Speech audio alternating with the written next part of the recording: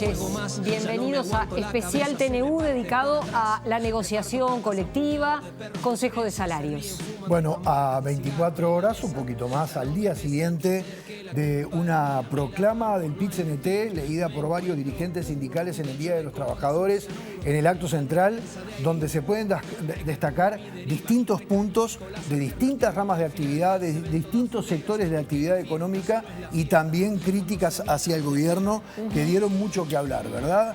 Vamos a desplegar a lo largo de la próxima hora un menú de entrevistados, de información, de intercambios, que esperemos sea lo más completo posible. Hemos convocado a todas las partes de lo que es la negociación colectiva y por eso, un poco para traerlos a ustedes, en la promo semanal decíamos que la negociación colectiva comenzaba hoy acá en Televisión Nacional. Vamos con el informe y después les presentamos a los invitados.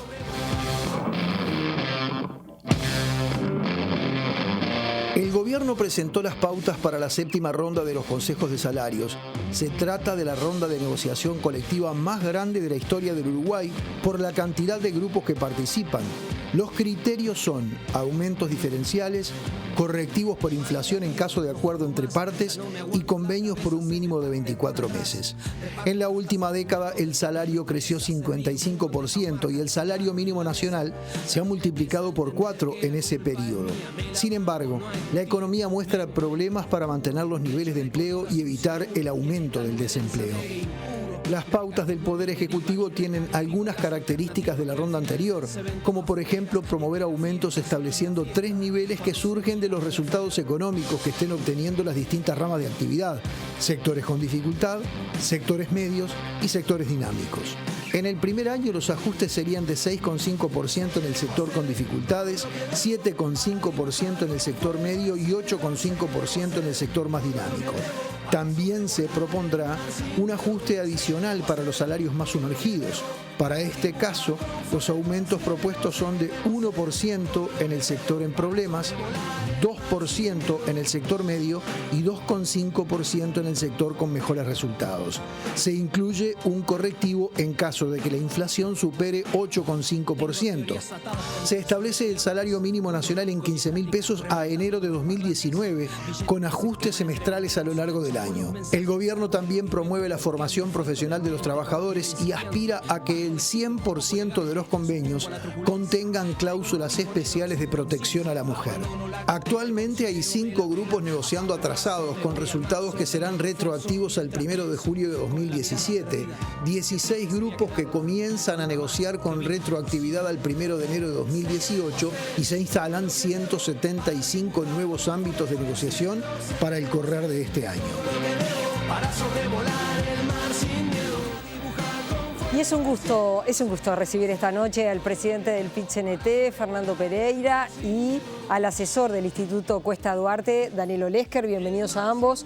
Un gusto recibirlos. Bueno, la negociación colectiva, Pereira, está en sus inicios, se puede decir así.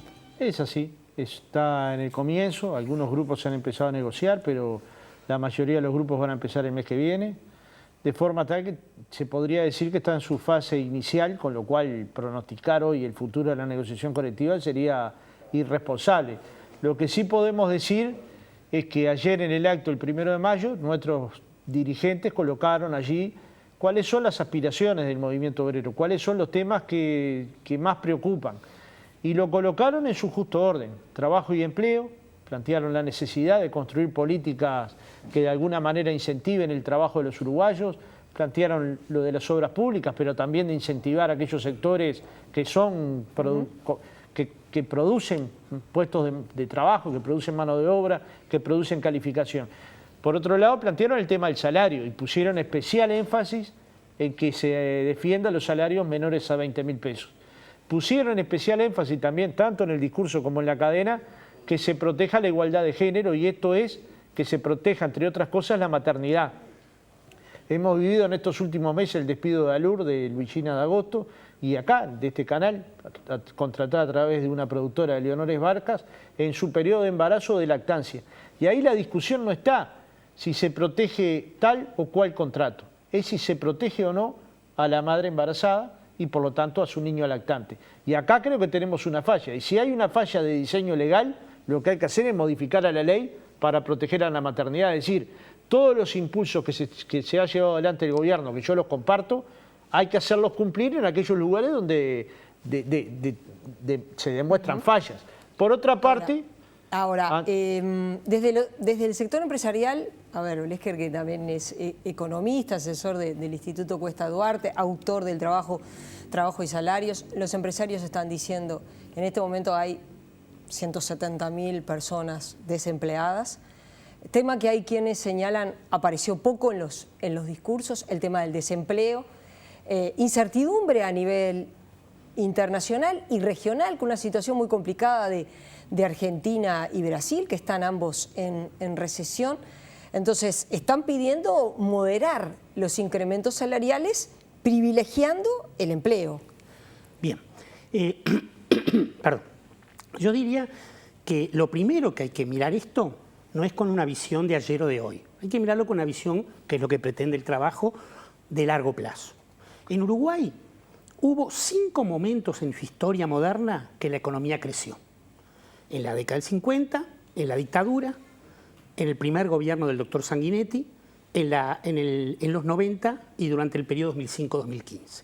En estos 5 periodos de crecimiento, en 3 de ellos hubo crecimiento del salario real, reducción de la desigualdad salarial, o sea, acortamiento de las brechas, y aumento del empleo con la consiguiente rebaja del desempleo. En 2 de ellos, durante la dictadura y durante los 90, hubo caída o estancamiento salarial y caída del empleo y por lo tanto crecimiento del desempleo. Entonces cuando uno dice, bueno, ¿qué diferenció a estos 5 periodos? Que en los 3 donde el crecimiento económico estuvo acompañado de crecimiento salarial y de caída del desempleo, hubo negociación colectiva por rama de actividad y hubo crecimiento relevante del salario mínimo nacional. Entonces, si estas son las conclusiones, de aquí para adelante no pueden estar ajenas a estas conclusiones, porque además no estamos en recesión, estamos en periodo de crecimiento. Que el crecimiento sea 3% y no 5% como fue de 2010 a 2014, sí, eso está bien. Pero ¿por qué moderar los salarios si lo que nos enseña la historia, una historia larga de 75 años, es que cuando los salarios crecen, crece el empleo? Porque, recordemos, es probable que si usted trae aquí a un empresario, a un empresario de los frigoríficos o de la soja o de la celulosa, se quejen, sin razón, porque los salarios en esos sectores pesan apenas el 18% del valor final de venta, 18%, así que no es tan relevante el salario. Pero si usted trae a alguien de Cambadu, si usted trae a un almacenero, si usted trae a una persona que trabaja, digamos, en un supermercado, que trabaja no que es dueño, le va a decir, cuando los salarios crecen, por ende crecen las jubilaciones, porque las jubilaciones se ajustan por índice medio salario, mis ventas crecen. Y esto, para ahora responderte más directamente a la pregunta del problema del empleo ahora, esto es lo que no pasó en 2015 a 2017, y sí venía pasando antes, y esto tiene que ver con que se tiró para atrás al mercado interno en estos últimos años. Es decir, hubo una política, no sé si deliberada, sería un poco exagerado llamarlo deliberada, una política de asustar al consumidor, de decir la cosa puede venir peor. En el 2015 corrían rumores de que estábamos cerca de un 2002, una cosa que cualquier analista serio, con dos dedos de frente, hubiera dicho que no. Sin embargo, la gente lo hacía y el consumo interno cayó. Y cayó porque gran parte de la población decidió postergar consumos para el futuro. Fernando, cuando se dice desde el PIT-CNT, se dice, bueno, pero hay más espacio fiscal para aumentar impuestos. ¿A quién específicamente ustedes están señalando que se le puede cobrar más impuestos? Digo que mueva la aguja, que sea una cosa relevante, porque enseguida todos van a pensar en UPM. Bueno, pero UPM es una empresa. Es muy poco para pensar que UPM sola puede mover la aguja. Es decir, si estamos diciendo que más del 90% son pequeñas y medianas empresas, ¿a quién se le puede sacar más? Bueno, el Instituto Cuesta Duarte, yo aviso para ver las diferencias de edad. Cuando yo llegué al PIT-CNT, que dicen que soy antiguo, ya estaba Daniel, ¿no? Digo esto para ver el tiempo que estamos juntos. El Instituto Cuesta Duarte hizo un trabajo que se llama el dilema presupuestal y ahí coloca temas que son para el debate muy interesantes. El gobierno tiene una disyuntiva, o cumple con las promesas preelectorales, tender a llegar al 6%, tender a llegar, podría usted decir, no llegó porque estuvo en el 5,9, no llegó porque estuvo en el 5,8. Lo que no puede decir es no llegó porque está igual que cuando empezó el periodo, porque entonces no tendió nada. ¿Me entiende? No hubo una tendencia. Tiene que cumplir con el Sistema Nacional de Cuidados y darle toda la cobertura que esto implica, tiene que cumplir con la salud pública, tiene que cumplir con el Plan Nacional de Vivienda. Si quiere cumplir con estos objetivos, tiene que gravar a los que más tienen. Y ahí hay una serie de propuestas en el documento que están vinculadas a aumentar la tasa de IRAE, que están vinculadas al impuesto al patrimonio, es decir, el impuesto a la riqueza, que están vinculadas a los sectores más poderosos de la sociedad que hay, y no es solo UPM. Hay muchos sectores muy poderosos en el Uruguay. Obviamente son sectores poderosos, tocarlos no es fácil, no es sencillo. Pero bueno, este es el gran desafío que tiene el gobierno uruguayo. O lo asume o termina no pudiendo cumplir con los más débiles. Porque cuando usted dice presupuesto educativo es ¿dónde están los fracasos escolares? ¿Dónde están los fracasos de los liceos? En los contextos socioculturales críticos, donde es necesario tener políticas de vivienda, políticas de salud, políticas sociales integrales, donde es necesario tener mayor presupuesto educativo. Y bueno, ese dilema lo va a tener que responder en esta rendición de cuentas. Podrá definir hacia un lado o hacia el otro. Yo soy de los que creo que tiene que definir hacia los sectores más populares, hacia los sectores que tienen debilidad. El movimiento sindical puede resolver esto con sus organizados, pero acá estamos hablando de los que no tienen voz, de los que no tienen organización, de los que están esperando que su circunstancia mejore. Ayer hablaba Oscar en el acto, decía 100 personas murieron en 2 años porque se prendieron fuego las casas de costaneros. Eso nos tiene que partir el alma. Tener políticas activas de aquellos sectores más poderosos, que en general el más poderoso es el más quejoso, ¿no? Es muy difícil a un pobre verlo quejarse. Y sin embargo es muy fácil ver quejarse al poderoso de las dificultades circunstanciales que tiene. No para distribuir cuando la soja vale $800, ¿no? Ahí nadie nos llamó para nada. Lo que te quiero decir con esto es, si la discusión va a ser racional, se podrá decir la propuesta del PIT-CNT es mejor o peor. Lo que no se puede decir es que se está discutiendo propuestas sin financiamiento, porque se están discutiendo una propuesta con un documento que la financie. Se podrá compartir o no esta forma, habrá unas propuestas alternativas, pero lo que no se puede pretender es que haya educación de calidad si lo que invierte el Uruguay anda en el entorno del 5% del PBI. Algunos políticos dicen, solo con dinero no se resuelve el problema, y es probable que esto sea verdad. Lo que sin dinero es seguro que no se resuelve el problema porque no hay ningún antecedente en el mundo que con inversiones menores al 6% del PBI tengan resultados positivos. Nadie puede traer una visión positiva, ¿me entiende? Sí, sin embargo, cuando va a las experiencias positivas, uno encuentra que invierten más del 6, del 7, del 8. Solo 2 comentarios de lo que tú dijiste quiero hacer. Para que los televidentes tengan claro que mueve la aguja, lo que dijo Fernando del impuesto al patrimonio, basta cambiar la tasa y reducir el mínimo no imponible en la tierra, que es $1,5 millones. Piensen que todos los que tienen tierra por valor de menos de $1,5 millones no la pagan. Eso genera $300 millones. Llevar el IRAE del 25 al 30% genera $250 millones. Y que las utilidades de las sociedades anónimas, que pagan un 7% impuesto, paguen un 12%, igual que cualquier rentista del capital que alquila un inmueble o que renta una tierra, genera $80 millones. Así que solo con estos cambios de tasas tenemos $700 millones, que es la mitad de nuestro dilema presupuestal. Solo con estas 3 medidas relativamente rápidas. Y lo segundo que quería comentar de lo que tú dijiste es que siempre es bueno aclararle a la población que cuando nosotros hablamos de 20.000 pesos, porque seguramente eso va a estar está en debate, es 20.000 pesos líquidos y no 20.000 pesos nominales. Está claro que igual la propuesta que hace el gobierno de salarios sumergidos son 16.000 nominales. O sea que está muy lejos igual. ¿A ustedes les consta, bueno, usted fue ministro, creador de la reforma de la salud, fue ministro de Salud Pública, fue ministro del MIDES. ¿A ustedes les consta que desde los sectores agropecuarios se está señalando que el Estado debe recortar sus gastos, el Estado debe tener una actitud austera? Los gastos ajenos. Lo que piden son los gastos ajenos. Los gastos propios no. Hay 500 millones que el Estado invierte en el agro. Esos gastos nadie pide tocarlos. El que pide tocar es el gasto del MIDE, que le dan 1.400 pesos a una madre jefa de hogar. ¿Es pensable quitarle a esa madre jefa de hogar esa partida presupuestal? ¿Es pensable al sector más postergado de la sociedad castigarlo? ¿Es pensable? Para mí no. Pero además pensemos lo que dijo Fernando hoy, que es muy importante. Salud, educación y vivienda. Dejemos al MIDES de lado, que es obvio que es un absurdo discutir lo del MIDES, discutir, digamos, que lo que desequilibra al Estado es una tarjeta Uruguay Social, que son 2.000 personas para un hogar de 3 personas. Eso, el que lo dice sabe que lo está diciendo con chicana política. Todo el mundo sabe que eso no tiene ningún valor científico, eso es absolutamente fuera de lugar. Pero tomemos salud, educación y vivienda. Educación, 2017 cierra con 4,88 el PBI. Como dijo Fernando, estamos más cerca del 4,5 que estamos que del 6.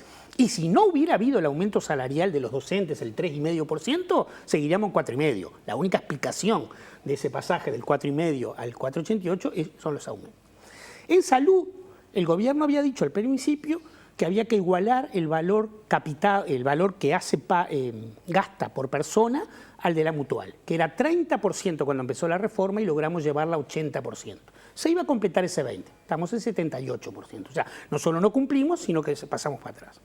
Tercer componente, que lo dijo ayer Andrade en el acto. Si se cumplen 50 años de la Ley Madre de Vivienda. La ley nos decía que para garantizar vivienda digna había que invertir el 2% de la masa salarial de los trabajadores. Para eso en su momento creó un impuesto, ¿no? Ahora ya hay impuesto a los sueldos, así que no se volvería a crear. Pero si tomamos cuánto es ese 2%, son 340 millones de dólares. Y el Fondo Nacional de Vivienda está invirtiendo 190, o sea que faltan 150. Así que por un lado tenemos 700 que nosotros rápidamente lo podríamos conseguir. Y por otro lado tenemos casi 1.000 entre estos tres que nos están faltando. Bueno, la ecuación es bastante sencilla. Es un dilema cuya resolución es política. Eso para el sector público, ¿no? Está claro que lo que hablamos al comienzo, que fue la negociación colectiva y levantar el salario sumergido de ese 25% de trabajadores, o sea, casi 400.000 asalariados que ganan menos de 20.000 pesos líquidos, va al sector privado que también está en condiciones de financiar ese aumento. Breve.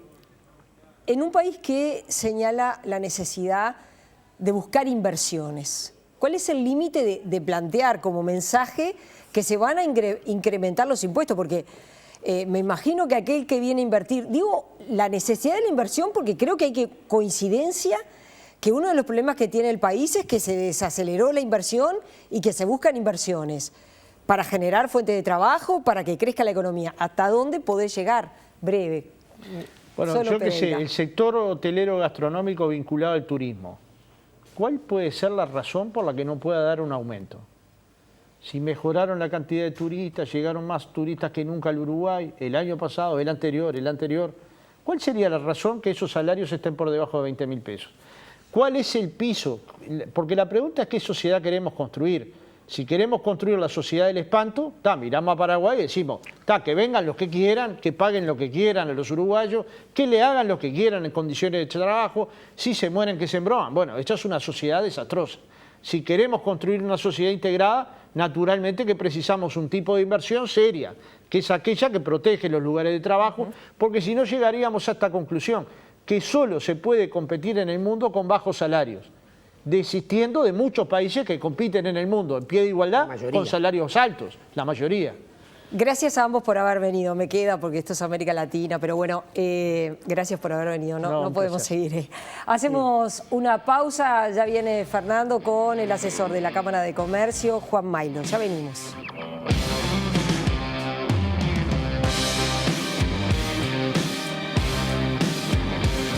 Fiesta solo es la fiesta cuando se mira de afuera.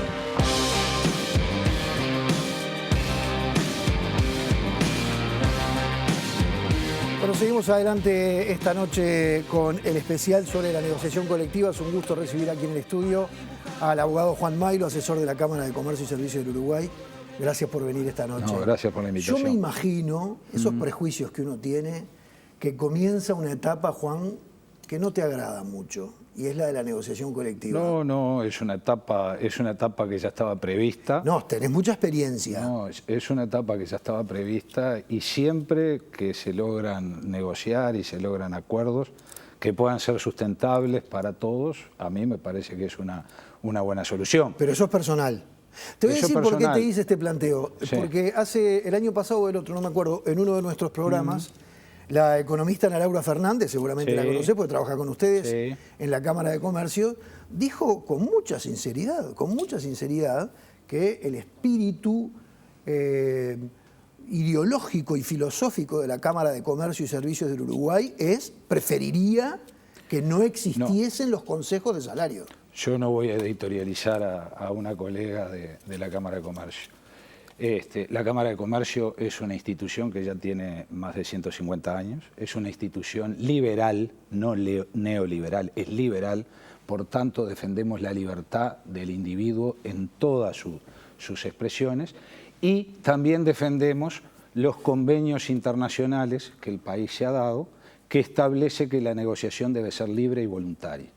En el caso del Uruguay, todos bien saben, tenemos alguna dificultad con esa ley y con la obligación que se establece negociar de acuerdo a lo que establece esa ley, que está objetada en la OIT.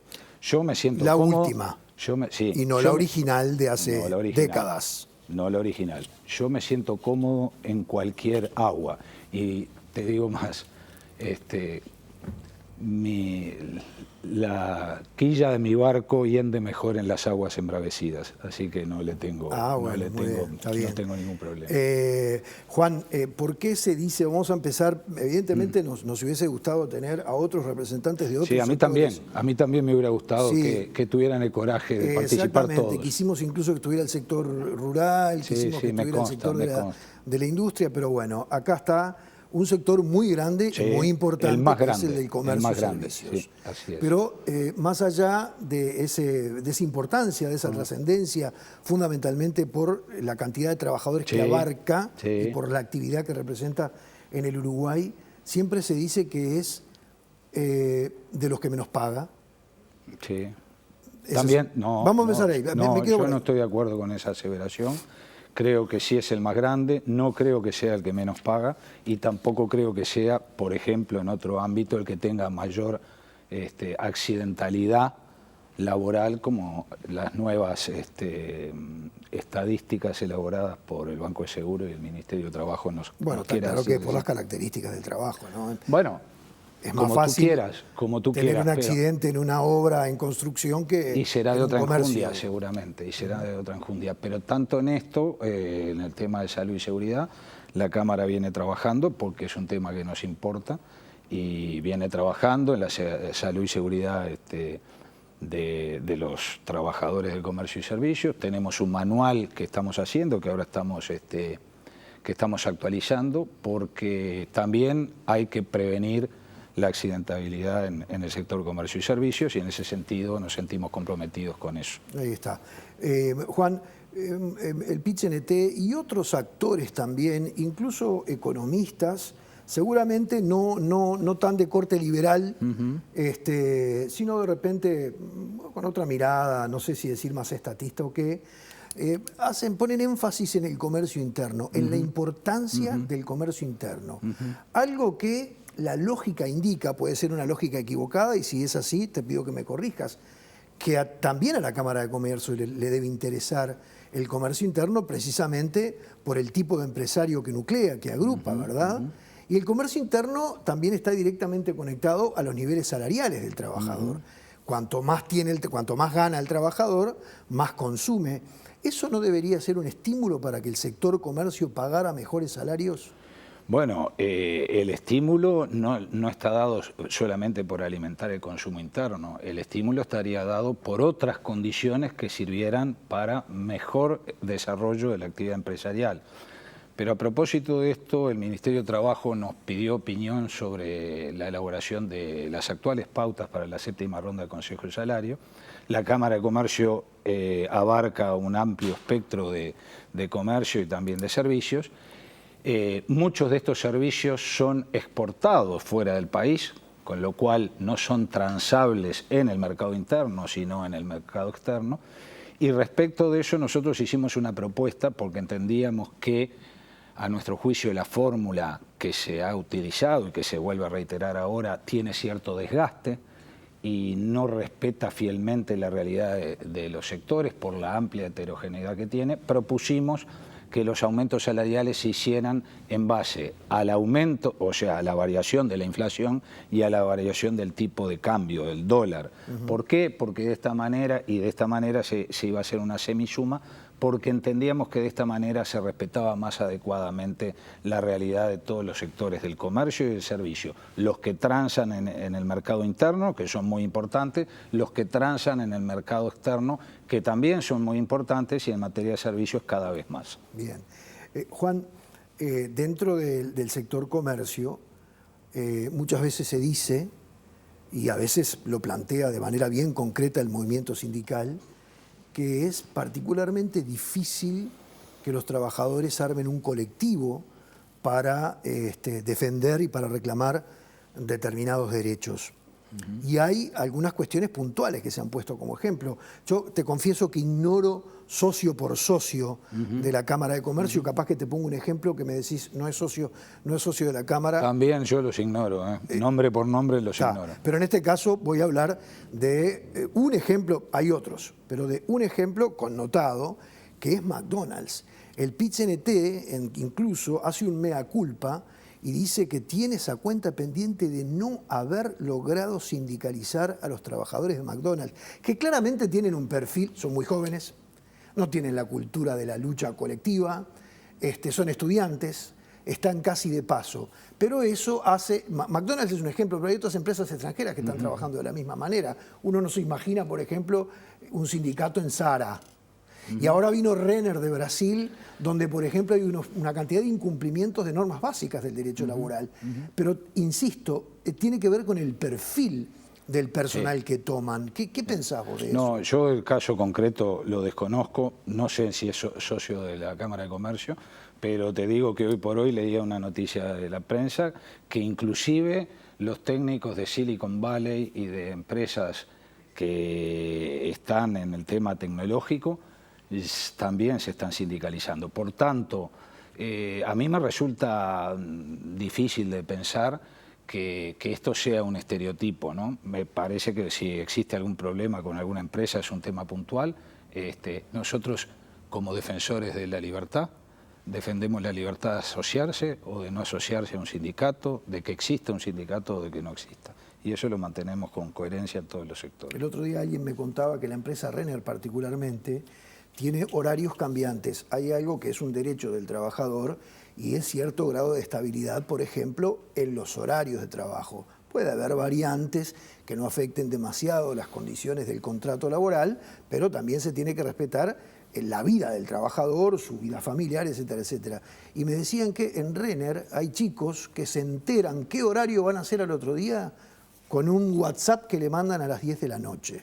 Entonces yo pensaba, pero ¿y por qué no reclaman? Y al mismo tiempo yo mismo me respondía, son chiquilines de entre 18 y 22 años, son muy jóvenes, están haciendo sus primeras experiencias. Sí, pero yo en eso tengo una diferencia. Yo creo que no hay que menospreciar a esa juventud, porque entre otras cosas, por ejemplo, va a ser la que seguramente vote en estas elecciones y elija a los gobernantes.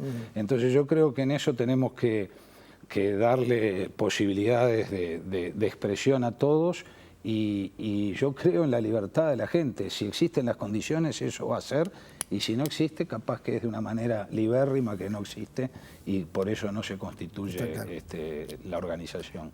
¿Viste la transmisión del acto? ¿Escuchaste algo supuesto. del acto? ¿Te parece que repasemos algunos segundos de la oratoria de Óscar Andrade? Que la recaudación del impuesto a la renta de la actividad empresarial para el año 2014 era de 28.900 millones de pesos.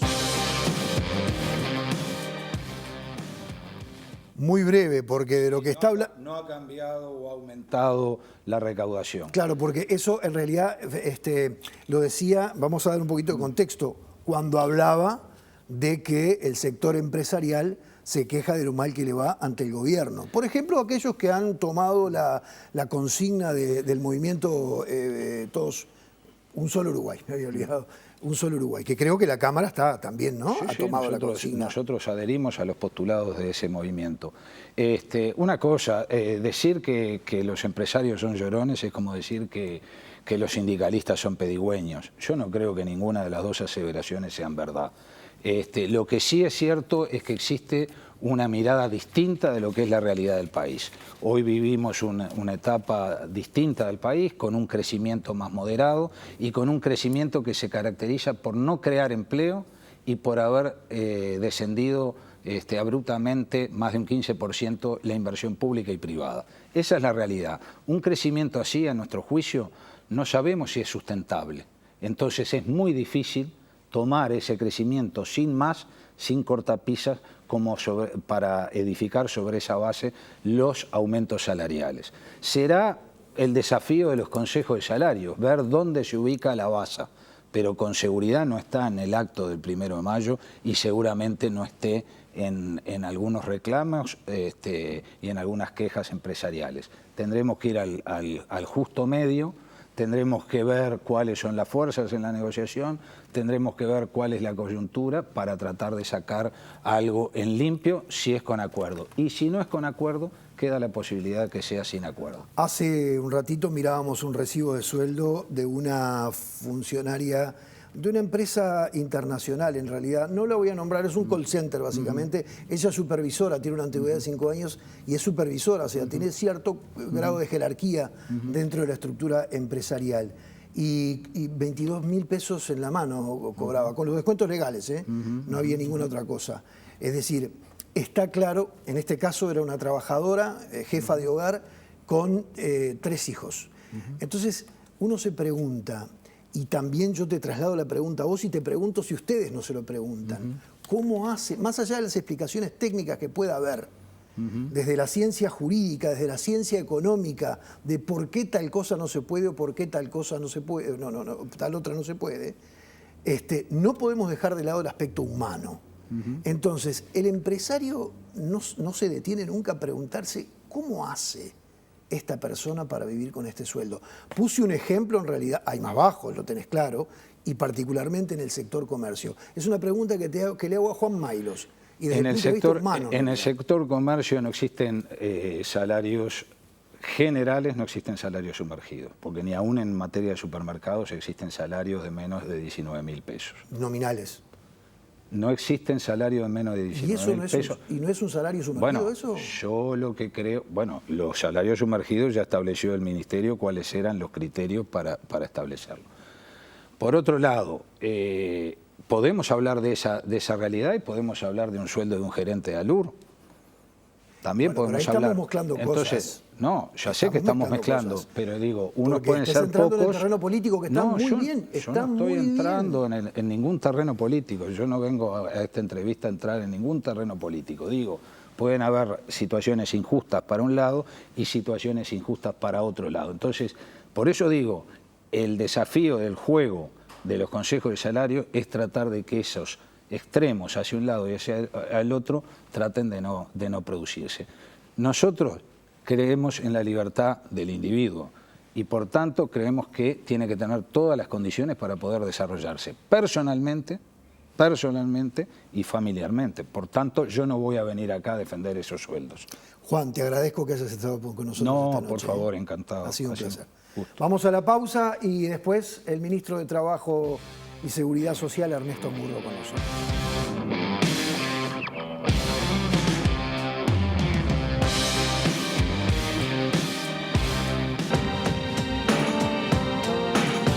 Tengo teorías atadas con tensores tirantes, ruido blanco y estática, reventándome los parlantes. Y le damos las buenas noches al ministro de Trabajo, Ernesto Murro. ¿Cómo anda? ¿Cómo le va? Muy bien, muchas gracias por la invitación. Bueno, gracias Ernesto por estar acá. ¿Qué impresión te dejó porque yo creo que la proclama leída por 3 dirigentes sindicales de 3 distintos sectores ayer en el acto del 1 de mayo, de repente resume, es una buena base para lo que se empieza a discutir a partir de ahora en esta 7ª ronda de consejos de salarios. ¿Qué primera impresión nos podés dar de la proclama? En primer lugar, yo creo que lo bueno es que en Uruguay hay 1 de mayo. Porque a veces nos olvidamos de estas cosas. Ayer se hicieron 40, 50 actos en todo el país. Somos un caso felizmente raro en el mundo donde se hagan estas cosas con actos tan importantes. El 1 de mayo es de los actos más importantes desde el punto de vista social del Uruguay, tiene amplia repercusión. Hay todo un trabajo previo de ustedes mismos, posterior. A mí me hubiera gustado que algún canal más, aparte de Canal 5, transmitiera el acto, ¿no? Porque si se transmitió lo del 23 de enero en directo en Durazno, se podía haber transmitido un poco más. Y ayer incluso había algunos informativos que arrancaron con un hecho lamentable que nos duele, que, como se dijo en el acto, desgarra, pero también me hubiera gustado la importancia que tuvo este acto y los actos en el interior del país, de la misma manera, ¿no? Eso claramente responde a la base ideológica que tienen las empresas de comunicación audiovisual privadas en el Uruguay. Está absolutamente claro. A veces hasta con pequeños tips a la hora de dar la información muestran esa cosa, por ejemplo, de querer desacreditar al movimiento sindical. Balcedo es empresario y sin embargo para la televisión privada es el sindicalista Marcelo Balcedo. Balcedo es empresario, un tipo que tiene empresa, que tiene radio, es empresario, no sindicalista. Hasta en esos detalles. Pero bueno, me fui de tema. Y eso no tiene nada que ver con Uruguay. El tema es que yo creo que primero valorar esto el 1 de mayo. Por ejemplo, a ver, hay separata en la República, separata en el país, en el Observador, en Caras y Caretas, o sea, los medios de comunicación le dan importancia. Hay una cadena que tiene el PIT-CNT. ¿En cuántos países del mundo la central sindical tiene una cadena de radio y televisión? Yo creo que este tipo de cosas tenemos que valorarlas porque son las cosas buenas del Uruguay, como el 8 de marzo, como el 20 de mayo, como las fiestas patrias. Creo que esto es lo primero que me parece que hay que valorar. Después, bueno, fuimos, como vamos siempre, escuchamos, atendimos, la emoción que tenemos de reencontrarnos con gente muy querida, amigos, abrazarnos, comentar, recibir planteamientos. Creo que esto también es parte de la construcción democrática del país. ¿Le dolió el discurso que hizo Gonzalo Castelgrande? Porque manejó algunos términos duros, dijo, por ejemplo, están haciendo pelota a las empresas públicas, lo estoy citando textualmente, hizo reclamos vinculados con... A ver, hay que entender que el PIT-CNT está en una situación particular, va a un congreso ahora a fin de mes, congreso muy importante, y como en todos lados hay distintas visiones. Uruguay es, junto con Cuba, felizmente, el país menos privatizado de América Latina. Y eso por mérito del movimiento sindical, por mérito del Frente Amplio, por mérito de importantes sectores del Partido Colorado, del Partido Nacional, que en sus momentos se opusieron, aunque los que más privatizaron fueron justamente las mayorías del Partido Nacional y del Partido Colorado en su época, y creo que hay que saberlo, pero hay que rescatar gente que también dentro de los partidos tradicionales se opuso y logró que Uruguay conservara cosas que son notables. O sea, ahora, Ernesto, déjame terminar un poquito. Sí. ¿En qué país hay una empresa pública como Antel que compite con Claro y Movistar? ¿En qué país? No lo sé, yo no lo sé. ¿No hay? No lo hay. ¿En qué país la distribución de la energía eléctrica es del Estado? El agua es del Estado. Tenemos empresas, el principal banco del país es el Banco República. Y con el Frente Amplio no se van a privatizar, ni el agua... Pero, a ver, no, es que hemos avanzado en eso. A ver, está bien, pero déjame decirte una cosa. El Antel Arena tan discutido que se va a inaugurar este año, reitero, en Uruguay, ¿saben por cuánto se multiplicaron los celulares en estos 13 años de gobierno del Frente Amplio? Por 10. Por 10. O sea, ¿Y eso es un buen patrón de medición de lo bien o lo mal que le va a un país? No, yo creo que es un indicador. Porque además está bien. Es un indicador, porque te puedo agregar a eso. En términos económicos puede ser un buen indicador. Te puedo agregar a eso, pero hay que ver que la gente está idiotizada con el tema de la telefonía celular. Pero te puedo agregar a eso. Yo no sé si eso es bueno también. No, yo no digo que todo eso sea bueno. Ahora, es un síntoma, ¿está bien? O sea, que los celulares en 13, 14 años se multiplicaron por 10 es un síntoma. Que los autos se multiplicaron por 2 es un síntoma. Que los viajes en avión se multiplicaron por 2 es un síntoma. Que tenemos un 50% más de egresados universitarios en estos años de gobierno del Frente Amplio es un síntoma. Que se ha duplicado la matrícula de UTU en estos años de gobierno del Frente Amplio es un síntoma. Que se ha duplicado en 4 años la matrícula de la Universidad Tecnológica con instalaciones en el interior del país. Entonces, ahora, claro, a mí me duele que tengamos asentamientos.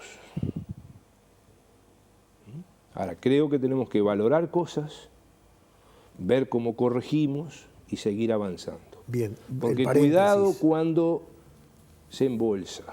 O sea, lo que pasa en Paraguay, lo que pasa en Brasil con 13% de desocupación, lo que pasa en Argentina con 20% de inflación, hicieron con los derechos laborales en Argentina, en Brasil y en Paraguay lo que quiso el gobierno hacer. Bueno, pero y lo que quiso el gobierno un cambio hacer, ideológico en el gobierno. Y lo que quiso el gobierno hacer fue reducir derechos laborales y sociales. Y reitero, Paraguay tiene más desocupación que Uruguay, Brasil 13% de desocupación, Argentina 20% de inflación. Ernesto, brevemente. Es la primera vez desde que yo soy chiquito que nos independizamos de Argentina y de Brasil. Ellos se refiaban, nosotros nos engripábamos, era al revés, no sé si era así o al revés. Franco. Era así. Recién hablaste de las privatizaciones y los ejemplos que pusiste, claramente son ejemplos grandes.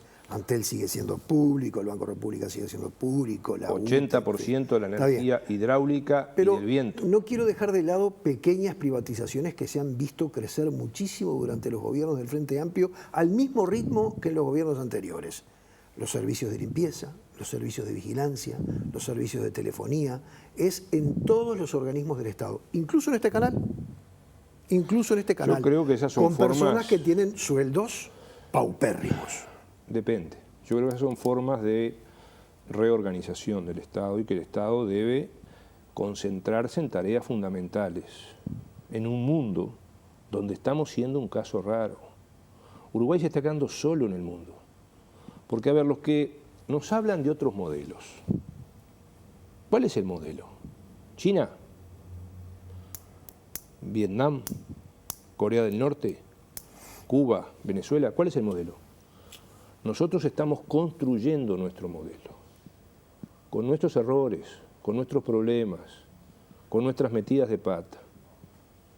Pero estamos construyendo un modelo donde sacamos a cientos de miles de la pobreza, donde el salario en estos 13 años, la gente puede comprar un 55% más de cosas que compraba antes. Si antes la gente compraba 10 kilos de yerba por año, con el aumento de salario ahora puede comprar 15 kilos de yerba por año. Se criticó que en la proclama del PIT-CNT, en este momento en el país hay unos 170.000 personas sin empleo. Esa es una cifra que dio el senador Álvaro Delgado que no es correcta. ¿No es correcta? Dijo, se debió hablar más de los 170.000 desempleados, a los que hay que agregarle el 25% de informalismo concentrado en jóvenes y mujeres. ¿Eso no es cierto? A ver, vayamos por parte.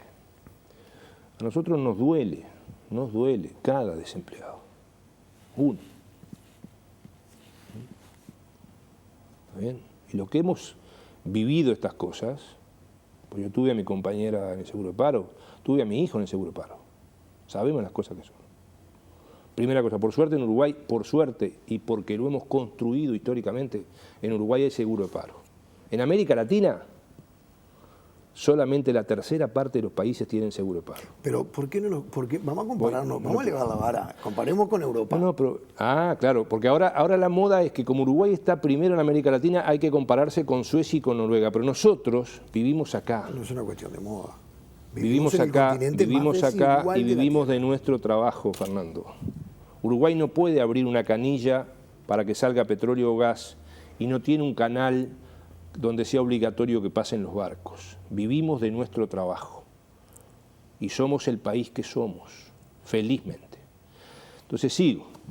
Es cierto que perdimos en estos últimos 3, 4 años 37.000 puestos de trabajo, después que habíamos creado 300.000. Esto lo dijimos en la cadena. Pero no son entonces 170.000. Pero a ver, vamos a ir por parte. En este periodo de gobierno del Frente Amplio, 13, 14 años, la población uruguaya, toda la población uruguaya, todo, aumentó en 150.000 personas.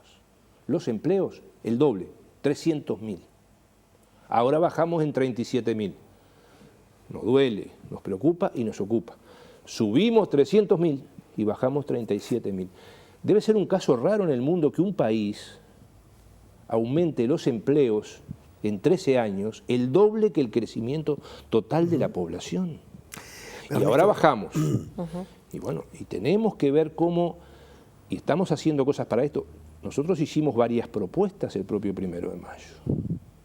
La inserción laboral de personas con discapacidad, la disminución de las brechas de género, donde tenemos oportunidades de crecer, que es en el empleo femenino, pero para que las mujeres trabajen más, hay que darles más condiciones en sistema de cuidado, en guarderías. Estamos en el 100% de los niños de 4 años con escuela. Estamos en más del 70% de los niños de 3 años con escuela. Hay muchos empresarios que están diciendo que no pueden incrementar los salarios porque no tienen condiciones de rentabilidad, que no tienen condiciones como para dar empleo, aumentar la cantidad de empleos, aumentar los salarios. El salario en Uruguay, reitero, en estos 13 años la gente puede comprar un 55% más que antes. ¿Saben cuánto aumentó el salario promedio en América Latina? 20%. Es cierto. Uruguay más del doble. El salario mínimo nacional, que es el salario más bajo, está en el nivel más alto de su historia. Y en enero va a estar en 15.000 pesos. 15.000 pesos son $500. ¿Saben cuál es la tasa que usa la CEPAL, los organismos internacionales para medir la pobreza? Estamos hablando de 4, 10 dólares por día. Está bien, pero insisto, Ernesto, y vos sabés el aprecio que te tengo, la cantidad de años que hace que nos conocemos, pero déjame decirte que te veo tomando el punto de comparación abajo. Porque yo creo que tenemos que tener memoria, porque pero claro el destino que tenemos, no podemos pasarnos toda la vida el destino que si no lo que pasó. No, pero no es solamente pensar lo que pasó, porque estamos proponiendo cosas como esto que estoy diciendo, que el salario mínimo nacional, que hoy está en 13.430, en enero sube 1.700 pesos y se va a 15.000, 1.600 pesos y se va a 15.000. Es un dato importante. Es un dato importante y lo reconoce todo el mundo. Porque o sea, el cuando piso estaba muy ustedes bajo. hablaban... Arrancamos de un piso muy bajo. Pero vivimos en este continente, vivimos en América Latina. Tenemos que competir con países cada vez más, lamentablemente, donde hay menos sindicatos, menos derechos laborales, menos respeto por la justicia social, menos salario. Entonces, nosotros vivimos acá. Y cuando vemos esas cosas que ustedes dejaron correr al pasar, pero que no son menores, y reconocemos que tenemos también problemas, porque a mí me duelen los asentamientos, y me duelen las viviendas precarias, y me duele la gente que gana poco. ¿Está bien? Pero tenemos que ver qué es lo que hemos hecho, porque estamos sin duda con quienes están esperando para voltearnos y sacarnos. Está claro. ¿Está bien? Y si nos voltean y nos sacan, los que más se van a perjudicar en este país son los trabajadores, los jubilados, los pequeños comerciantes, los pequeños productores. La negociación colectiva, el grueso, es en junio. ¿Hay expectativa de terminar antes de lo que estaba previsto? Nosotros ya hemos consultado a las cámaras y al PCNT para adelantarla. Veremos qué posibilidades tenemos. Estamos proponiendo, por ejemplo, modificar la ley de empleo juvenil para que existan mejores posibilidades de acceso de los jóvenes, que es donde tenemos uno de los problemas mayores de empleo, a través de, por ejemplo, las pasantías educativas remuneradas, o tener un fondo para jóvenes emprendedores que quieran hacer microemprendimientos.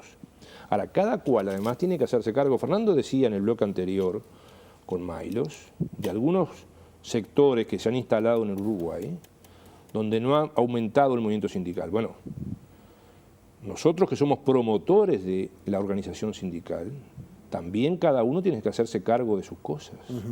Porque si no hay organización sindical en McDonald's o en Renner o en lo que sea, también el movimiento sindical tiene que saber lo que hace. Está haciendo el esfuerzo, ¿sabes? A título anecdótico. A ver, nosotros fuimos el lunes a... Histadrut en Israel logró, después de muchos años, armar un sindicato en McDonald's. Pero a ver, nosotros fuimos el lunes al acto de los trabajadores rurales en Canelones. Y ayudamos desde el gobierno a la organización de ese acto. Y el propio PIT-CNT reconoció los trabajos que el Ministerio viene haciendo. Creamos una unidad rural y hay un consejo asesor que integran las cámaras patronales rurales y los sindicatos. Como ayudamos a las trabajadoras domésticas. ¿Por qué tenemos las mejoras que estamos teniendo en el trabajo doméstico? Que antes estaba registrada solo el 30% y hoy está registrado el 70% de trabajadoras domésticas. Porque hicimos cosas. Bien. Y yo creo que siempre hay que valorar lo hecho, que no es mirar el pasado. Cuidado si no tenemos memoria, porque acá coincido con lo que decía los compañeros del PIT-CNT y lo dijimos en la cadena. Cuando en Uruguay no hubo Consejo de Salario y Negociación Colectiva, perdieron los trabajadores, perdieron los jubilados y perdieron los pequeños empresarios. Claramente, claramente. Ernesto Murro, gracias por haber venido esta noche. Ha sido un gusto recibirlo. Gracias por haber estado. Sí, como siempre queda mucho para pendiente, mucho para por supuesto que sí, Señores, pero bueno, la negociación recién empieza. Así que los esperamos el próximo miércoles con un tema que realmente nos apasiona a todos, seguramente a ustedes también. Es la posesión de armas en manos de la población civil. ¿Es un derecho tener un arma o es una concesión que le da un permiso que le da el Estado a un particular?